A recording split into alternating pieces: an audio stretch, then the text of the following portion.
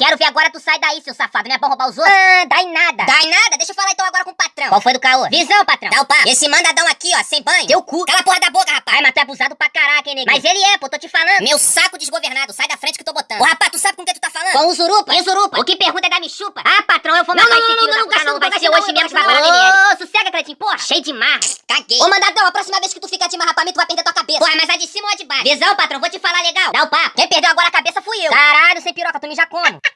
Ué, patrão, tu tá rindo ainda? Cleitinho, tu tá se emputecendo à toa. Papo. Ah, patrão, mas o cara tá na mancada. Tá nada, pô, pega a visão, tá da onde? Pô, sou do Beco do Babu. Beco do Babu? Ainda, sou de lá mesmo. E onde é que fica esse beco? Patrão, cuidado. Porra, do lado do manguezal. E onde é que fica essa porra de manguezal? Patrão, cuidado. Ué, tu virou à esquerda. Aí depois foi pra direita. Seguiu reto. Aí tu chegou na principal. Aí tu chegou na principal, tu pega a estrada. E o próximo que falar, fudeu. Vai tomar pirocada.